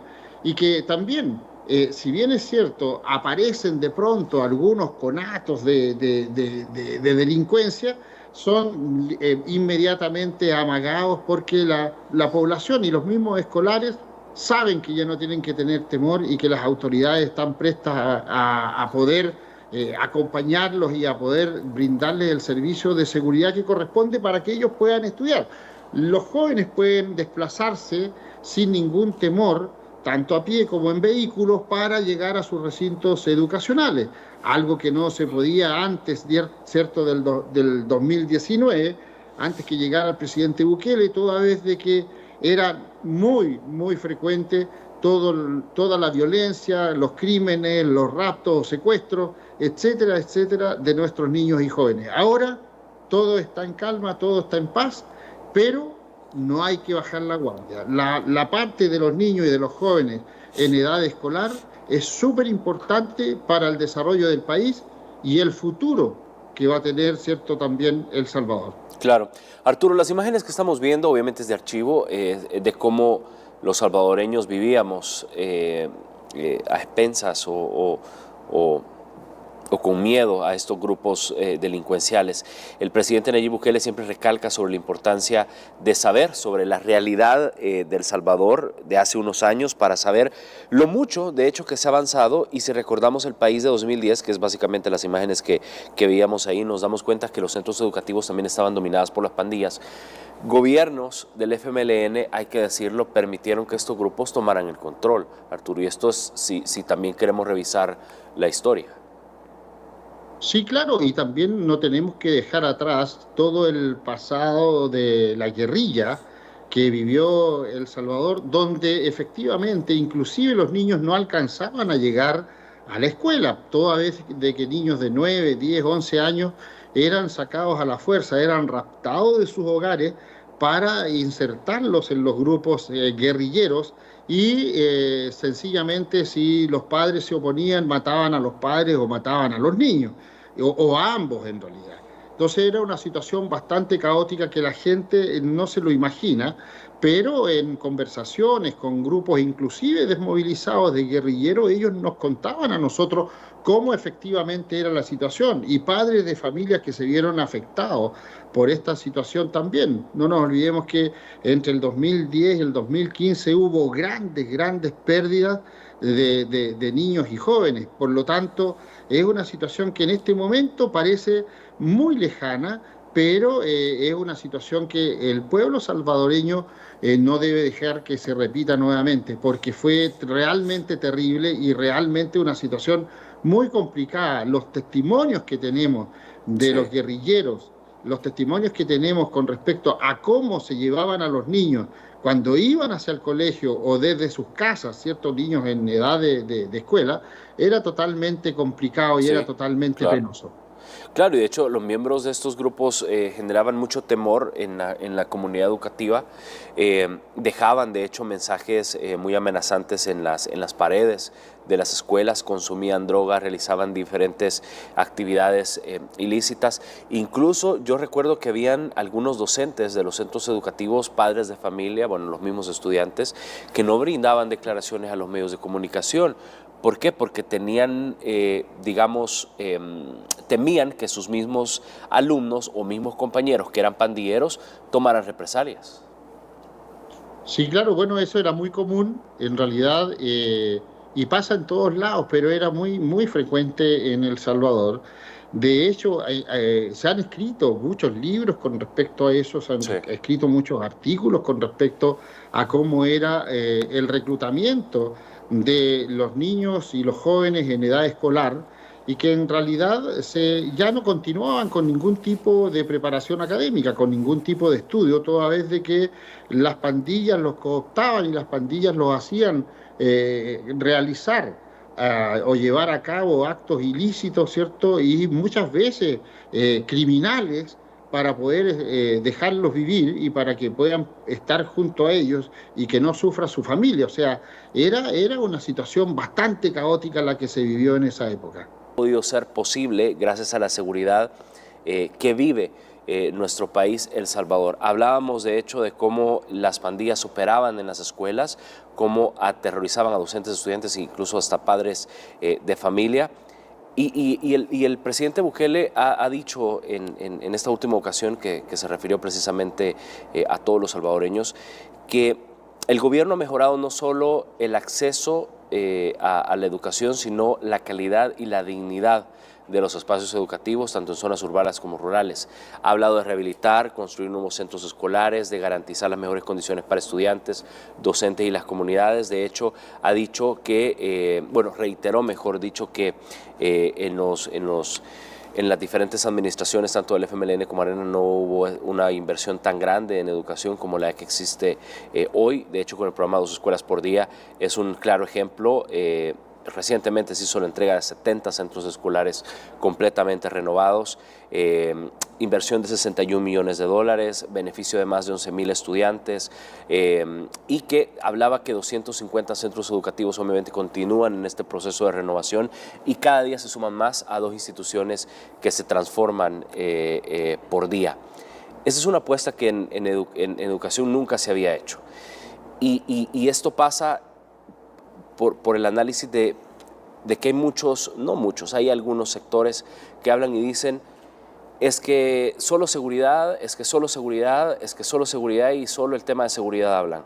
Pero yo creo que es bien importante hablarlo, porque sin la seguridad que actualmente tuviera nuestro país y en la que nos encontramos, estas transformaciones en la educación no se hubieran podido dar con la profundidad, con la calidad y con la tranquilidad, que eso es importante decirlo, que se hace actualmente, Arturo. De todas maneras, y volvemos a repetir que en cualquiera de los aspectos de desarrollo de un país, sin seguridad no se pueden lograr. O sea, sin seguridad no hay desarrollo en ninguna de las instancias. La instancia de la educación, y sin la seguridad pertinente, sin la seguridad que en este momento se está llevando adelante en el país, no se podría lograr. El presidente Bukele no solamente se ha preocupado de los estudiantes, de su calidad de vida, sino que también de otorgar todas las facilidades para que los escolares puedan asistir, y además de eso, inclusive la cantidad de becas y ayuda que ha dado, ¿cierto?, a los estudiantes, porque el presidente Bukele tiene claro de que son el futuro, son el desarrollo del país, son las nuevas generaciones las que en este momento tienen que ser transformadas, tienen que ser educadas y tienen que ser en realidad capacitadas para lo que viene de ahora en adelante en El Salvador. De hecho, él no solamente se ha preocupado de los programas de la niñez, de los programas de los jóvenes, sino que también de las universidades. No nos olvidemos las grandes cantidades de becas que él ha otorgado, los grandes espacios que se han abierto para aquellos jóvenes que quieren seguir carreras técnico-profesionales. Entonces hay una serie de medidas que no se consideran o no se consideraban en otros gobiernos, como el gobierno del FMLN o Arenas, que solamente estaban preocupados de otro tipo de cosas, en el fondo del negocio que podían sacar y del dinero que podían sacar del trabajo que hacían las pandillas en terreno, entre comillas. Por lo tanto, acá cabe destacar que el presidente ha puesto el énfasis en que las nuevas generaciones sean formadas adecuadamente, sean formadas en un clima de paz, de tranquilidad, de armonía y de completo, ¿cierto?, bienestar, para que puedan rendir de la mejor manera posible. Es decir, aquí, si los jóvenes salían de sus casas anteriormente o antiguamente y los padres quedaban, como se dice literalmente, con el alma colgando en un hilo, pensando si volvían o no, era muy complicado. Por lo tanto, ahora toda la familia está clara, está realmente agradecida de cómo se ha llevado adelante. Si la seguridad en el fondo es el eje principal de cualquier actividad, porque sin seguridad no puede haber ningún tipo de actividad, o sea, todo va a ser pérdida, todo va a ser daño, todo va a ser perjuicio. Por lo tanto, aunque critiquen que la seguridad está primero de todos los demás elementos. Sí, claro que sí, han cambiado las necesidades de los seres humanos. En El Salvador queda claramente establecido que la primera necesidad del pueblo salvadoreño era volver a retomar la seguridad y volver a retomar las calles, pero por la población buena, es decir, que los ciudadanos honrados, comunes, puedan salir a trabajar como corresponde, que los padres, ya que estamos hablando de la educación o de la formación, que los padres, ¿cierto?, tengan la tranquilidad de que sus niños van a ir a aprender a la escuela y no van a salir unidos a pandillas o a bandas delictuales como se hacía antes. Por lo tanto, el cambio ha sido profundo, el cambio ha sido para bien, y es de esperar que las nuevas generaciones sigan manteniendo toda esta secuencia y todos estos nuevos planes de estudio y todos estos nuevos planes de mejora que hay para que la sociedad pueda realmente ser una sociedad libre, puede ser una sociedad que está en aras del desarrollo, del aprendizaje y del buen vivir y del buen comportamiento entre los mismos ciudadanos. El Salvador, nosotros lo hemos visto, o sea, cuando yo he estado en El Salvador, la gran mayoría de los jóvenes, por ejemplo, gozan de una conectividad de Internet para que puedan estar, ¿cierto?, realizando sus estudios, sus investigaciones, sus tareas. Tienen un apoyo del gobierno con los sistemas, ¿cierto?, de laptop y de computadores, o sea, todo un sistema moderno para ponerse al día y para poder competir como en este momento se requiere. Grandes empresas están llegando a El Salvador, grandes desarrollos vienen para el país, por lo tanto necesitamos que nuestros niños y posteriormente jóvenes y los jóvenes universitarios o los jóvenes, ¿cierto?, técnicos, profesionales estén preparados, pero que esta preparación se haga en un clima de seguridad, en un clima de protección y en un clima de realmente aprender las materias que corresponden a los niños y a los jóvenes. Así es, totalmente de acuerdo. Arturo, hay también dentro del análisis el punto de vista de pronto suyo como experto en seguridad. ¿Ha visto una inversión tan grande en educación en la región, si queremos ponerlo de esta forma, o en América como tal? Mira, en la región no, porque se han desviado las atenciones en puras cosas superfluas y además de eso en solamente aspectos políticos. Entonces se ha abandonado dos elementos muy importantes, la educación y la salud de los ciudadanos, que en realidad son dos temas primordiales para que un país crezca en realidad sano y que crezca fuerte, para que pueda, ¿cierto?, hacer frente a los nuevos desafíos de este mundo. Por lo tanto, la inversión que se ha hecho en El Salvador ha llamado mucho la atención, la cantidad de dinero que el presidente ha destinado para los establecimientos educacionales. Vimos, ¿cierto?, el ejemplo cuando los niños, ¿cierto?, pulcramente vestidos, muy bien lustrados, pero ellos se presentan para septiembre, para el 15, día de las fiestas allá, en un desfile, en calles que todavía no estaban pavimentadas, y el presidente Bukele, al ver esa situación, dice, ok, aquí hay que intervenir, aquí hay que pavimentar esto, aquí hay que arreglar esta escuela y realmente hay que hacerla como corresponde.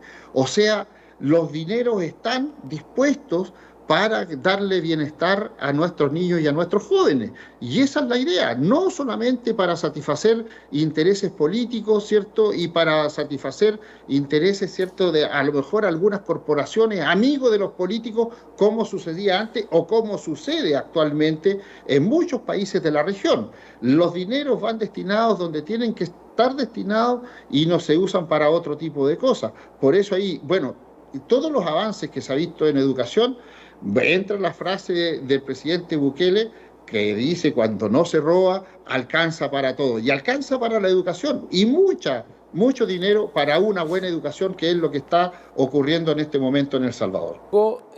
Refleja sin duda un impacto muy positivo y unas cifras positivas según las estrategias implementadas por el presidente Nayib Bukele. Pero desde su punto de vista, con todo lo que ha pasado, con las cifras, con las diferentes reformas a las leyes que han existido este año, con los duros golpes al narcotráfico, es decir, ¿cómo podría cerrar desde su punto de vista, desde su olfato como experto, 2025 en el tema de seguridad? Bueno, ya estamos claros de que pasamos los 1000 días hace rato ya sin tener homicidios provocados por las pandillas, por los grupos delincuenciales o por el terrorismo. Por lo tanto, ya ese es uno de los logros más significativos que va a tener este año 2025. Pero además de eso, la clara muestra que ha dado El Salvador en lo que tú decías precedentemente, en el combate al narcotráfico. Eso ha llamado mucho la atención este año 2025, más aún con lo que se está viendo de las movilizaciones en el Mar del Caribe, en el Teatro de Operaciones del Caribe, donde efectivamente, ¿cierto?, se han movilizado grandes cantidades de recursos para realizar algún tipo de tareas de este tipo, y El Salvador ya desde el año pasado ha dado el ejemplo de cómo se trabaja con el combate frontal contra el narcotráfico y el crimen organizado transnacional. Ha dado el ejemplo este año también de cómo se maneja las fronteras, tanto aéreas, terrestres como marítimas. Por lo tanto, es un referente a nivel internacional de cómo se están llevando adelante las cosas y tomando las medidas de seguridad pertinentes en El Salvador. Pero también El Salvador este año 2025 ha mostrado cómo es el desarrollo bajo este régimen de excepción, que la gente dice que quita libertades y que se pierde la democracia, y en absoluto. No ha pasado absolutamente nada. Bajo un régimen de excepción estricto como el que se está llevando en El Salvador, más libertades para los ciudadanos, ¿cierto?, honrados, más libertades para la gente de trabajo. El problema está en que no hay libertades para los delincuentes, el problema está en que se ha coartado la libertad de acción a los criminales, y eso los grupos internacionales de ONG de derechos humanos no lo pueden ver porque se les terminó el trabajo en El Salvador en el fondo, y eso es lo que los tiene tan preocupados. Por lo tanto, a la población civil, a la población honrada y honesta, en realidad los tiene muy, muy felices de que esto continúe. Por eso la Cámara de Diputados aprueba mes a mes, ¿cierto?, lo que es el régimen de excepción. Por eso cuando se hacen las consultas ciudadanas o las encuestas, aprueban esto con más del 85%, el 90% de aprobación para que el régimen de excepción continúe. Si esto no fuese bueno o beneficioso para la población, la misma población diría que no quieren seguir con esta situación. El que existan militares en la calle, y eso tienen que tenerlo claro la audiencia internacional, el que existan militares en la calle, el que la policía haga un control estricto y riguroso, ¿cierto?, a los ciudadanos, es en beneficio de los propios ciudadanos. Por lo tanto, no tienen por qué quejarse. Quien nada hace, nada teme. Los que reclaman son, por supuesto, los que tienen algo que ocultar, los delincuentes, los narcotraficantes y la gente que está, ¿cierto?, en un sistema de corrupción que se paró, se terminó, se eliminó cuando llega el presidente Bukele al poder, ¿cierto?, como presidente de la República. El 2019 en adelante ya se termina todo esto, y el 2022, cuando comienza a regir el régimen de excepción y el plan de control territorial, ya vemos, ¿cierto?, que esto cambia radicalmente y tenemos a El Salvador al 2025, un Salvador diferente, un Salvador, ¿cierto?, que está con esperanza, y un Salvador que está recibiendo inversionistas como nunca se lo habría imaginado. Arturo, muchos hablan que el trabajo articulado entre la Policía Nacional Civil y la Fuerza Armada han sido muy determinantes para tener los resultados que, por supuesto, ahora tenemos.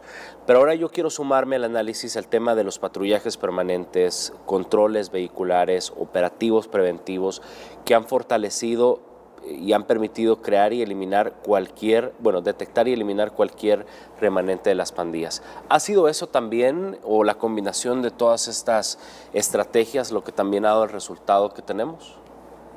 La planificación estratégica de los planes de seguridad que se llevan adelante en El Salvador ha sido fundamental.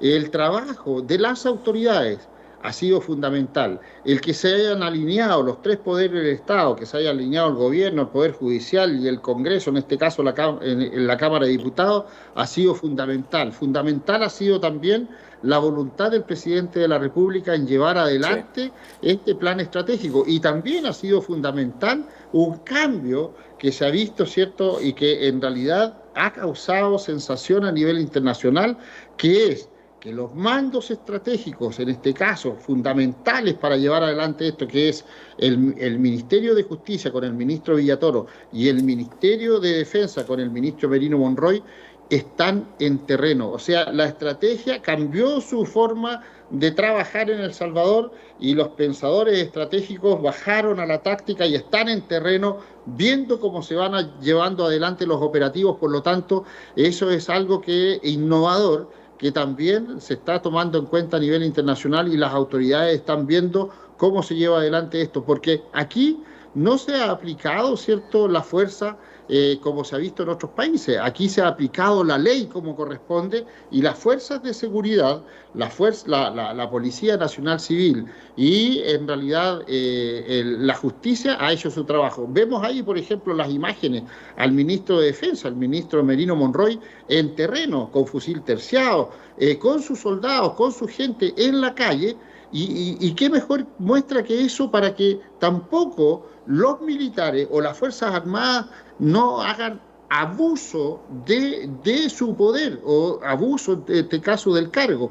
Aquí las cosas se han desarrollado tranquilamente y en armonía. Y la gente ha felicitado, la gente, ¿cierto?, aplaude a las Fuerzas Armadas, aplaude a la policía, porque están haciendo un trabajo como corresponde, como se debe hacer en un gobierno democrático, pero un gobierno que tiene clara la situación de que tiene que mantener el orden y la seguridad para que sus ciudadanos puedan desempeñarse, desarrollarse y crecer, ¿cierto?, en libertad y con armonía y con seguridad. ¿Cómo evalúa el éxito mundial? Porque hay que decirlo, y es un éxito mundial del modelo Bukele. Arturo. Mira, esto ha sido un fenómeno en realidad, porque nunca se pensó que el país más peligroso del mundo, la capital del crimen, donde estaban los delincuentes más sanguinarios, pudiesen ser dominados en tan poco tiempo. La gente, cuando yo les comento que el 2022, cuando comienza todo este plan de control territorial, cuando comienza a operar el régimen de excepción y la seguridad en El Salvador, en ese mismo año ya se tenía controlada la situación de algo que se pensaba que iba a durar 20 o 30 años para recuperarse. Y no fue así. Vemos que en realidad la estrategia, vemos que en realidad la voluntad y en el fondo la unión de voluntades de todos los entes que tienen participación en esto ha sido fundamental. Por lo tanto, el fenómeno mundial de cómo se ha llevado adelante los planes estratégicos de seguridad, de prevención y ahora el plan de desarrollo de El Salvador son dignos de admiración y de estudio. Lo dijimos anteriormente, Harvard tiene toda una cátedra donde se analiza el fenómeno de El Salvador y cómo fue posible llegar a esto. Hay ciertas personas que no están de acuerdo, que piensan que a lo mejor de otra manera, pero de otra manera no se pueden hacer las cosas y no se podría haber logrado lo que se ha logrado en El Salvador. Aquí hubo que poner esa cuota de mano dura, esa cuota de rayado de la cancha y esa cuota de voluntad férrea del presidente de la República para llevar adelante el plan de seguridad y control territorial. Bueno, mientras El Salvador se destaca como el país más seguro obviamente del hemisferio occidental, hay muchos países de la región que no tienen, Arturo, esa bendición de poder tener un líder que piensa en todos los salvadoreños, que ha impulsado un plan de seguridad que ha dado resultados irrefutables. Hay muchos países vinculados con el tema del narcotráfico, hay otros países inmersos en pandillas que han sido obviamente y que han salido de El Salvador y que se han instalado en otros países y que no han tenido esa voluntad de querer combatirlas. Quiero que vengamos hablando y que hagamos este planteamiento al regresar de esta última pausa comercial, Arturo. Yo le invito a todos los salvadoreños a que se queden con nosotros. Estamos por ir en segundos a la pausa, no sin antes reiterar mis saludos para nuestra diáspora que están conectados con nosotros a través de todas las plataformas de redes sociales. Michoacán, Carlos Manzano murió tras ser atacado con un arma de fuego. Según datos acá que estoy leyendo, el asesinato ocurrió cuando el funcionario se encontraba en un festival de velas en el tradicional Día de Muertos. El Estado mexicano de Michoacán, de hecho, reporta 1.030 homicidios y otros hechos violentos también en Sinaloa, que registran más de 1.300 homicidios. México, por ejemplo, es un lugar complicado. Brasil también hemos visto cómo la violencia está impulsada mucho por el tema del narcotráfico y las fracciones criminales. Ecuador atraviesa también por una de las peores crisis de seguridad en su historia reciente. Colombia, solo en el primer semestre, Colombia registró más de 6.640 homicidios. Y si seguimos hablando, obviamente, de países como Guatemala, Perú, Honduras, enfrentan también altos índices de violencia. ¿Cómo se está viendo en la región? Mira, generalmente todo esto ocurre en aquellos países donde lamentablemente los gobiernos son de régimen izquierdista. Y eso está pasando en México, pasó con López Obrador, pasó ahora con la presidenta Claudia Sheinbaum, también pasa en Guatemala, también pasa, como dices tú, efectivamente en Perú y en Colombia, que son los referentes. ¿Para qué vamos a hablar de Honduras? Que en realidad Honduras tiene una gran cantidad de problemas con respecto a la criminalidad. Y eso, como les decía, se debe a que los presidentes de la República, quienes están dirigiendo, en realidad no le han dado la importancia que se le debe dar a esta situación. No han tenido la voluntad de llevar adelante un plan de seguridad o una estrategia de seguridad para que sus ciudadanos puedan vivir con tranquilidad y puedan desplazarse libremente. Aquí queda claro, sobre todo, por ejemplo, en los últimos acontecimientos de México, la actitud que toma la presidenta de la República. Vemos que en Guatemala también, o sea, la criminalidad ha ido aumentando, pero exponencialmente. ¿Para qué vamos a decir Colombia? Que todos han visto la reacción de sus líderes, de sus presidentes, de quienes están mandando o guiando los destinos de la población, en que no toman ninguna medida con respecto a esto. Y eso quiere decir que en realidad no les interesa lo que le pase a la población. El presidente Bukele en este sentido fue bien claro al decir y al manifestar públicamente que cuando los gobiernos no toman cartas en el asunto, cuando los gobiernos no atacan frontalmente a la delincuencia, es porque son parte de ella. Y eso ya no cabe ninguna duda, porque ¿cuál es la idea de dejar hacer las cosas? ¿Cuál es la idea de no ocupar los recursos del Estado para ir frontalmente contra la delincuencia, el crimen organizado transnacional, el narcotráfico y el terrorismo? Es porque efectivamente en estos países está pasando exactamente lo que pasaba en El Salvador hace años atrás, en 2015 por ejemplo. El presidente Bukele, cuando lleva adelante el plan de control territorial, y eso para un recordatorio para la gente, el 2022 hubo 84 muertos un fin de semana. Eso bastó para que el presidente tome las medidas del caso y comience toda esta movilización y esta planificación estratégica en seguridad, y se aplique la estrategia en El Salvador. Imagínate la cantidad de muertos que hay y que tú mismo mencionabas en los otros países, claro, en México, en Guatemala, etcétera, etcétera, y no se toman medidas. ¿Por qué? Porque a los políticos de esos países no les interesa. Y no les interesa, ¿por qué? Porque la filosofía de los gobiernos de izquierda es mantener con miedo a la población, para que la población se mantenga encerrada y la puedan controlar. Si ese es el objetivo principal de esta ideología. Así que El Salvador se ha salvado de algo muy, muy grave, más grave de lo que tenían. Lamentablemente en estos países, mientras no cambien los regímenes de gobierno, mientras no cambie la ideología de los gobiernos, no se va a poder hacer absolutamente nada, porque las leyes tienen que cambiar, las leyes se tienen que ajustar, hay leyes que no se aplican, etcétera, etcétera. En la mayoría de los países, mi estimado Armando, si la ley se aplicara como corresponde y la Constitución se respetara, más del 50% de los hechos delictuales y criminales no ocurrirían. Así de simple. Y están ocurriendo porque hasta el mismo Poder Judicial, ¿cierto?, aplica la ley como no corresponde, y los mismos integrantes del Poder Judicial, ¿cierto?, están prácticamente en concomitancia con los delincuentes, porque los toman detenidos un día la policía o los cuerpos de seguridad y al día siguiente ya están libres. Entonces, esto es algo que los gobiernos tienen que parar. Claro. Arturo, en reiteradas ocasiones hemos estado hablando de este tema. Siempre traemos a cuenta en esta plática el tema de la voluntad, ¿no? Pero yo quisiera ir más allá. ¿Será que también las medidas de seguridad que implementan estos países de pronto no tienen la credibilidad o el respaldo de la gente? Porque, a ver, este es un termómetro. Bueno, es que lo hacen mal.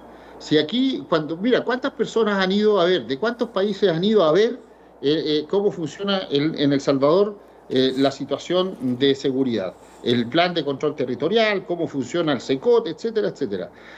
Se les ha dicho en reiteradas ocasiones que en El Salvador se está aplicando un régimen de excepción total, no acotado. Y ahí ya comienzan las novedades, porque llegan a sus países y quieren hacerlo acotado, es decir, una parte solamente, pero no completo. ¿Por qué? No sé, por acuerdos que llegan políticamente, no, es que no lo hagas así, no, es que es demasiado fuerte, etcétera, etcétera. No, en El Salvador las cosas se están haciendo como corresponde, régimen de excepción total. Y el SECOT funcionando como cárcel de alta seguridad o centro, ¿cierto?, contra el terrorismo, completo. No hay medias aguas. Cuando las cosas se hacen a medias, no funciona. Los países oye, hemos tenido ministros en El Salvador, jefes de la policía de diferentes estados de los Estados Unidos, jefes de control fronterizo, ministros de seguridad, etcétera, etcétera, y llegan a sus países y no aplican las cosas como corresponde. Entonces, no han aprendido nada en realidad. La idea es que si tú quieres hacer las cosas, las hagan como se está haciendo en El Salvador, con todo.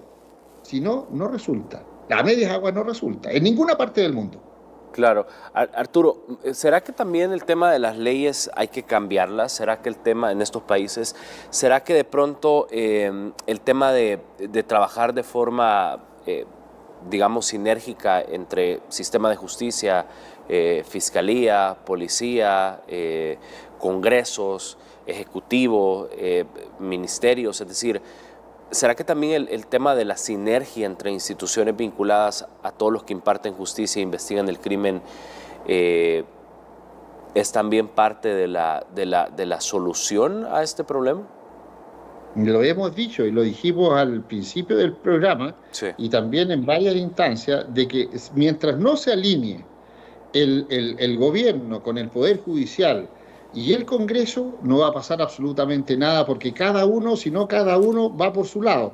Aquí, efectivamente, como dices tú, Armando, y como lo hemos dicho infinidad de veces, tienen que alinearse los poderes del Estado, tienen que conversar entre ellos para que los planes, ¿cierto?, y las estrategias resulten. Las autoridades, es decir, los ministros, los jueces, los fiscales, tienen que estar en terreno viendo cómo se aplican, ¿cierto?, las medidas y los planes de seguridad y las estrategias, ¿cierto?, de seguridad, de prevención, de control, etcétera, etcétera. Si esto se hace cada uno por su cuenta y por separado, no resulta. Es lo que tú dices, Armando, y lo que hemos dicho en infinidad de veces. Tiene que existir una unión de todos los entes del Estado para que esto funcione de buena manera. Es decir, tienen que conversar. Aquí no son autónomos. No pueden funcionar cada uno por su lado. La policía no se manda sola, la Fuerza Armada no se manda sola, el Congreso tampoco. Mientras no se unan las voluntades, no van a resultar los planes de seguridad. Aquí tiene que haber una conversación entre todos, y el presidente de la República, que es el comandante en jefe de todas las unidades, es el que tiene que liderar esto, y tiene que liderarlo, ¿cierto?, como hemos dicho, con voluntad y con mano dura para que las cosas funcionen. Claro, que es lo que estamos viendo precisamente en El Salvador, Arturo. Así es. totalmente. Arturo, se me acaba el tiempo, son las 8 de la noche con 59 minutos, pero de verdad quiero agradecerle por estar con nosotros aquí en el espacio de la entrevista, contarle a los salvadoreños, de hecho, su punto de vista, siempre muy bueno y enriquecedor poder conocer su opinión, sobre todo porque, a ver, sabemos que tiene su corazoncito, parte de su corazoncito está aquí en El Salvador, no es salvadoreño, pero se está dando cuenta obviamente de la realidad de nuestro país, de estas transformaciones en seguridad, y está viendo también todo lo que está pasando alrededor y obviamente eso le da todavía mucho más credibilidad al análisis porque no solo ve El Salvador, sino que también le toca ver muchas partes del mundo y específicamente también de Latinoamérica. Quiero agradecerle, Arturo, por estar acá con nosotros.